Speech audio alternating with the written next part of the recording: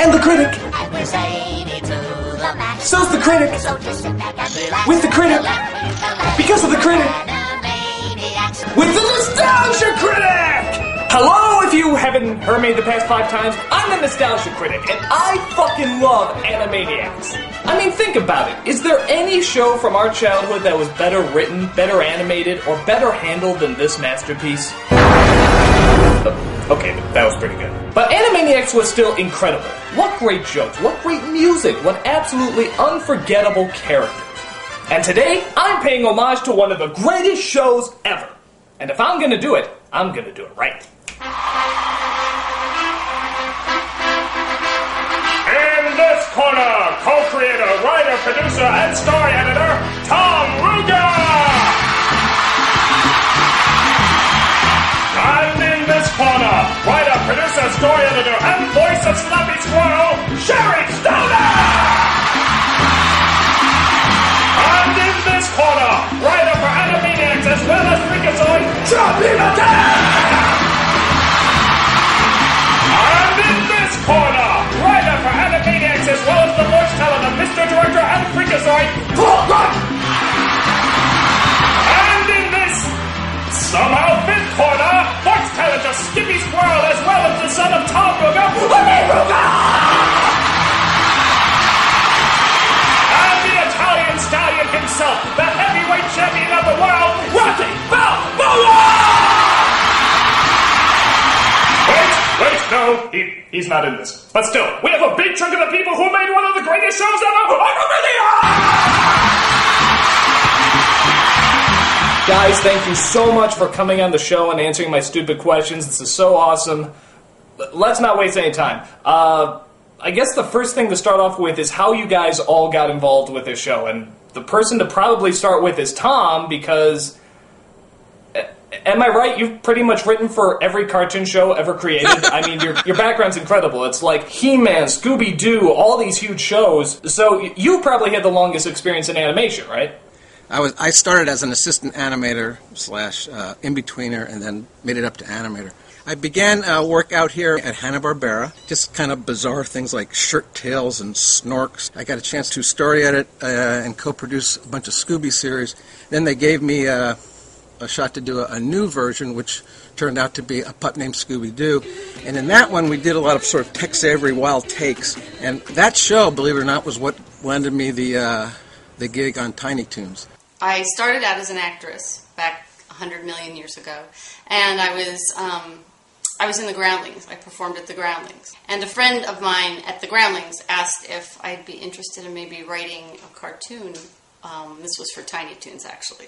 So I'd never written anything before, but I'm a huge fan of the old Warner Brothers cartoons. So I got hired on staff for Tiny Toons, and Animaniacs came along, and I jumped at the chance to develop that along with Tom Ruger and everybody. Growing up, it was either sports or being funny, or being preyed upon. So I chose funny.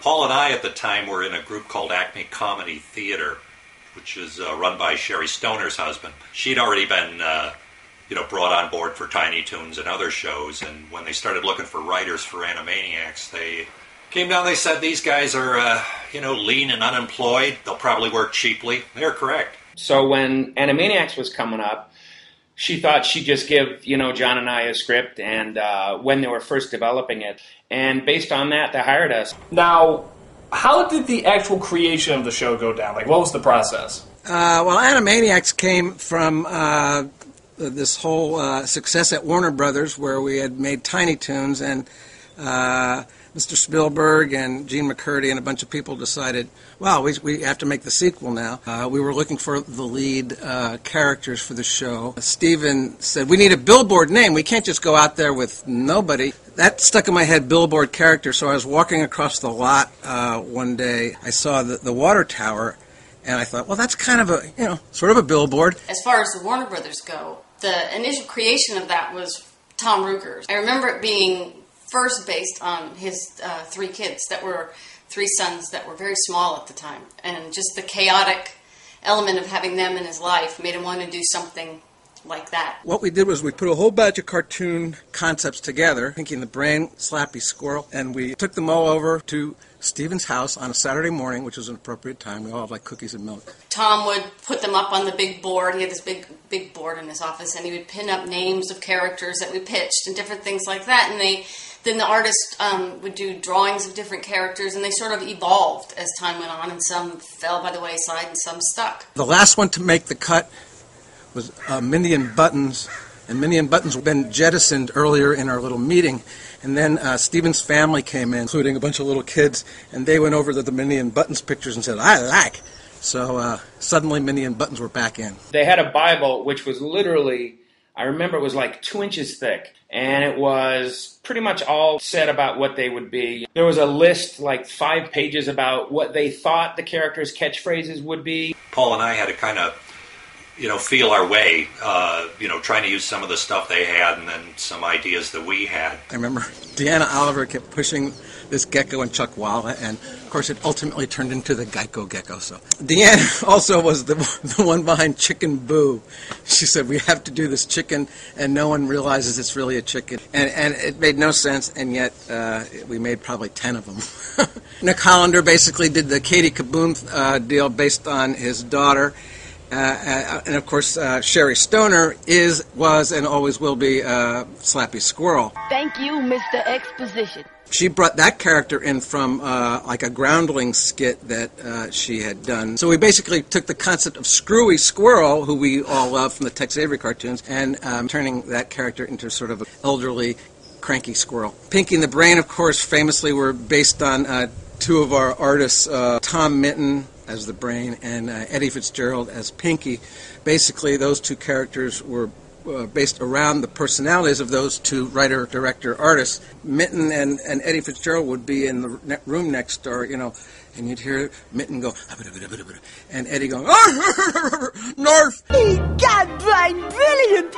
That's where the whole Pinky the Brain concept came from, because I always felt that they were plotting to take over the world. Now that's interesting, because I always thought maybe Pinky was Hugh Laurie from Blackadder or something, and I could have sworn that Brain was Orson Welles. He looks and talks like Orson Welles. Was there any inspiration for that? The voice actor doing the Brain, the beloved Maurice LaMarche, he would always warm up the same way. He warmed up doing the exact word-for-word recording session of an old Orson Welles commercial where Orson Welles doesn't complete the commercial. It's about, Mrs. Covington's fish products or something. And it's basically this diatribe by Orson Welles of him like going off copy on his commercial and getting real ticked off at the engineer in the booth. Get me a jury and show me how you can say ends your line, and I'll go down on you.